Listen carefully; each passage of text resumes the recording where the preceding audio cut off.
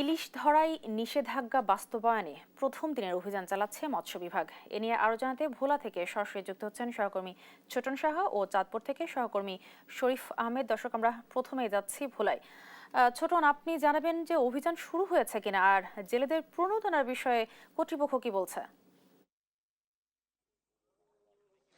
রিপা, যেহেতু গতকাল রাত 12টা 1 মিনিট থেকে এই নিষেধাজ্ঞাটি শুরু হয়েছে, অর্থাৎ ভোলার মেঘনা এবং তেঁতুলিয়া নদীর 190 কিলোমিটার এলাকা জুড়ে এই নিষেধাজ্ঞা শুরু হয়েছে এবং সেটি সকাল থেকে আমরা দেখছি যে মৎস্য বিভাগের পক্ষ থেকে 7টি অভিযান টিম কিন্তু এই মুহূর্তে মেঘনা এবং তেঁতুলিয়া নদীতে তারা রয়েছে। আমিও যে অবস্থানটিতে রয়েছি মেঘনা পাড়ের তুলাতলি পয়েন্টে, এখানে ক্যামেরার মাধ্যমে দেখাতে চাই যে একটি টিম কিন্তু মৎস্য বিভাগের তারা অভিযান করছে। তবে এখন পর্যন্ত এই অভিযানে কোনো আটক নেই, কেননা প্রথম দিন বলা যায় অনেকটাই নদীগুলো জেলে শূন্য রয়েছে এবং বলা হয়েছে এই নিষেধাজ্ঞা থাকার ফলে কিন্তু আমরা যেমনটি জেনেছি 2 লাখের অধিক জেলে কিন্তু বেকার হয়ে গেছেন।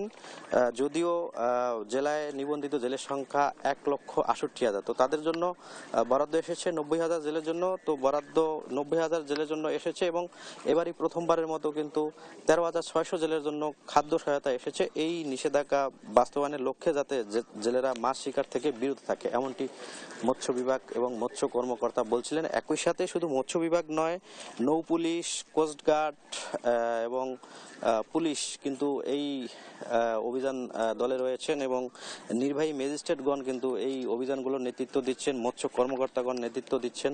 তো এখন পর্যন্ত বলা যায় যে কেউ আটক হয়নি। তবে জেলেরা যে দাবিগুলো তুলছেন, আমরা ঘাটে ঘুরেছি, উপকূলের ঘাটগুলোতে, এবং তাদের সাথে কথা বলে যেমনটি জেনেছি যে তারা বলছিলেন যে তাদের জন্য যে বরাদ্দকৃত যে চাল, সেই চাল তারা দ্রুত বিতরণের দাবি কিন্তু তারা তুলেছেন আমাদের কাছে এবং বলছিলেন যে এই নিষেধাজ্ঞা চলাকালীন সময়ে যাতে তাদের এই চাল তাদের কাছে পৌঁছে দেওয়া হয়, সেই দাবি কিন্তু তুলেছেন। এবং একই সাথে কিছু কিছু অভিযোগও কিন্তু জেলেদের রয়েছে, যার মধ্যে অভিযোগ হচ্ছে নিবন্ধিত হয়ে অনেকে কিন্তু এই চাল বরাদ্দ তারা পাচ্ছেন না, কেননা সরকারের পক্ষ থেকে এই বরাদ্দ অনেকটা কম এসেছে, যার ফলে সবাইকে এই বরাদ্দের আওতায় আনা যাচ্ছে না, এমনটি কিন্তু মৎস্য বিভাগ থেকে আমাদেরকে বলা হয়েছে। এবং আমরা ঘাটগুলো ঘুরেছি, উপকূলের ঘাটগুলোতে ঘুরে যে চিত্র দেখেছি যে আসলে ঘাটগুলো এই মুহূর্তে শুনশান নীরবতা বিরাজ করছে, কেননা মাছ শিকার বন্ধ থাকার ফলে এখানে কেনাবেচাও বন্ধ হয়ে গেছে, যার ফলে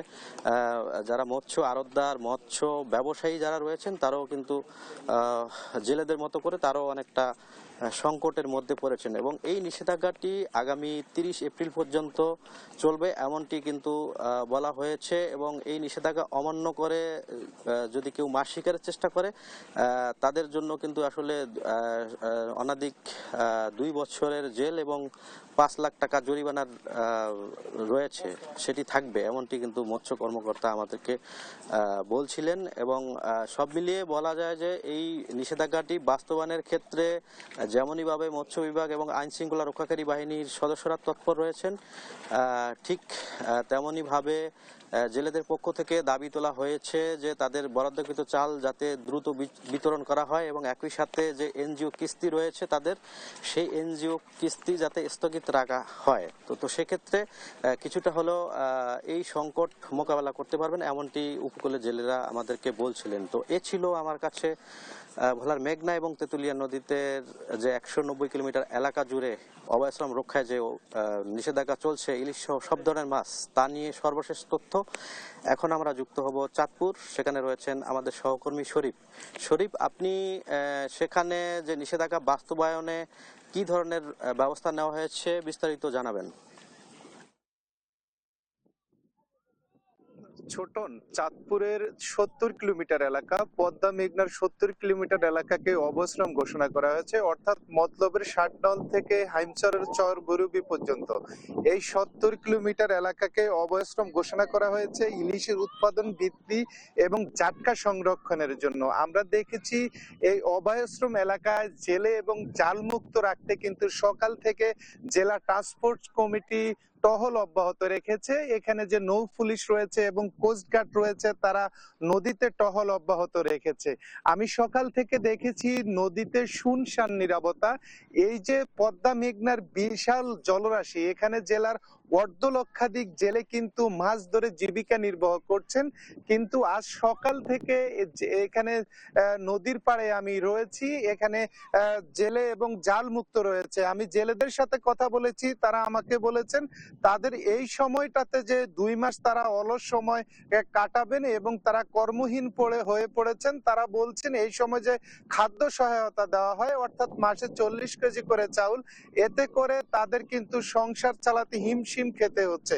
এর পাশাপাশি কিন্তু এখানে এই যে যারা চাল পাচ্ছেন এর বাইরেও কিন্তু অনেক জেলে রয়ে যাচ্ছেন, অর্থাৎ নিবন্ধিত জেলেদের বাইরেও জেলে রয়েছেন। তো তারাও দাবি করছেন এখানে যে নিবন্ধিত জেলেরা রয়েছেন তাদের তালিকা যেন হালনাগাদ করা হয় এবং তাদেরকেও এই নিবন্ধিত তালিকায় অন্তর্ভুক্ত করা হয়। এর পাশাপাশি আমি জেলা মৎস্য কর্মকর্তার সাথে আমরা কথা বলেছি, তিনি আমাকে জানিয়েছেন এখানে জেলে এবং জাল মুক্ত রাখতে নদীতে সকল ধরনের ব্যবস্থা গ্রহণ করা হয়েছে। নদীর তীরবর্তী এলাকায় মাইকিং করা হয়েছে, জেলেদের সাথে সভা সেমিনার করা হয়েছে, তাদেরকে সচেতন করা হয়েছে যাতে করে তারা এই 2 মাস নদীতে না নামেন। এবং আরেকটি বিষয় হচ্ছে যারা এই নিষেধাজ্ঞা অমান্য করে নদীতে নামবেন তাদের জন্য কিন্তু কারাদণ্ড এবং অর্থদণ্ডের ব্যবস্থা করা হয়েছে। তো এবারে যদি চাঁদপুরের জাটকা সংরক্ষণ অভিযান সফল হয় তাহলে ইলিশের উৎপাদন বৃদ্ধি পাবে বলে মনে করছেন সংশ্লিষ্টরা। তো চাঁদপুর থেকে এই ছিল আমার কাছে সবশেষ।